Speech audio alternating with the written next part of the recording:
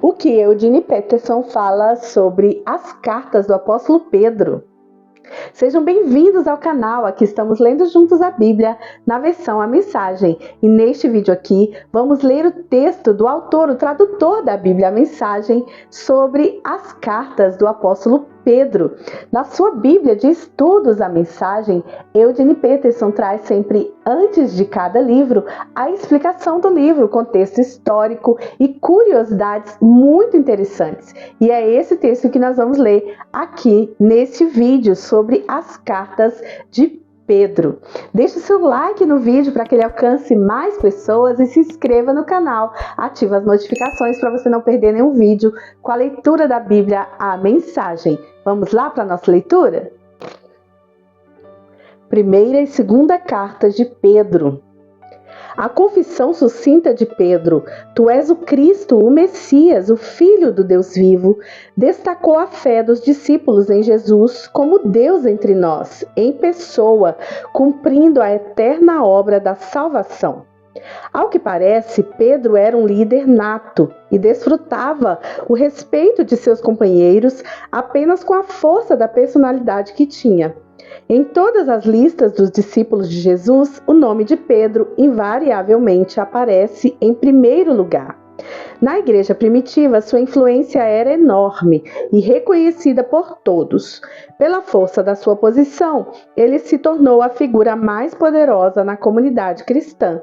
Sua pregação enérgica, a oração fervorosa, a ousadia nas curas e a direção sábia confirmaram a confiança depositada nele.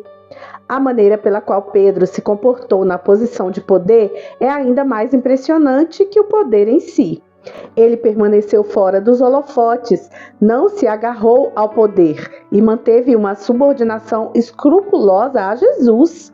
Com sua personalidade carismática e a posição merecida de líder, ele poderia facilmente usurpar o poder, usando a preeminência da sua associação com Jesus para se promover. É admirável que ele não tenha feito isso, tentação a que outros líderes espirituais não resistiriam. Pedro é como um gole de água fresca.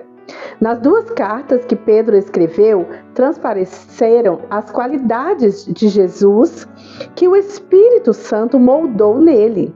Prontidão para abraçar o sofrimento em vez do prestígio, sabedoria desenvolvida pela experiência, não retirada de livros, humildade que não se desgastou com o tempo.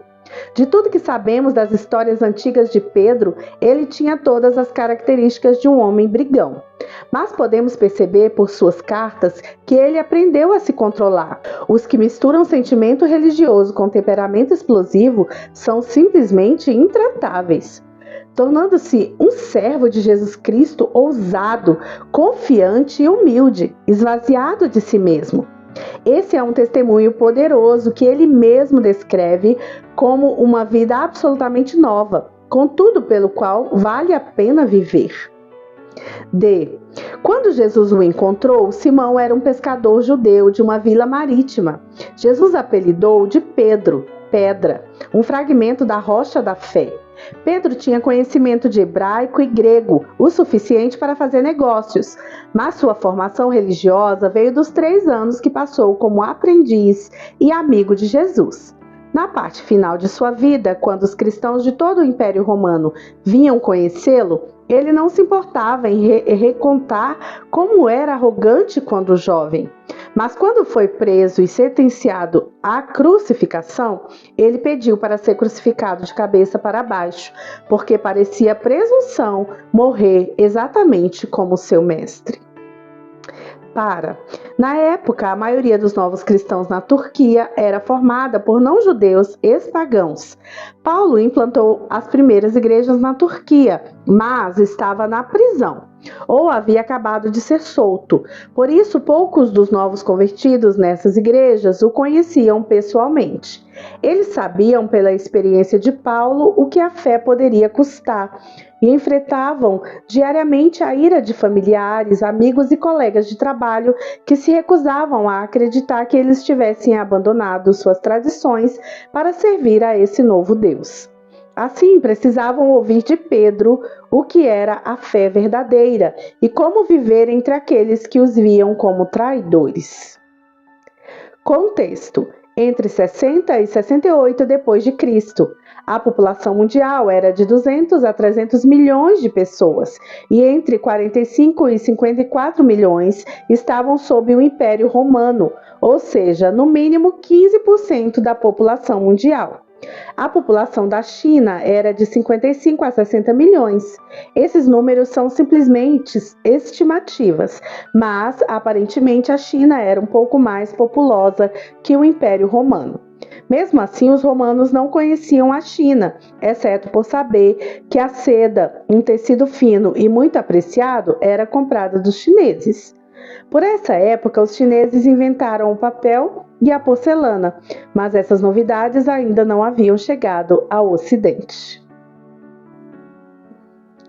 Este foi o texto de Eugene Peterson, o tradutor da Bíblia A Mensagem, sobre as cartas do apóstolo Pedro. Espero que você tenha gostado e sido edificado. Aqui na descrição do vídeo tem outros links também que você pode clicar e ser abençoado. E deixa o seu like se você ainda não deixou aqui no vídeo e se inscreva no canal, ativa as notificações para você não perder nenhum vídeo com a leitura da Bíblia na versão A Mensagem. Que Deus abençoe você e sua família e até o próximo vídeo.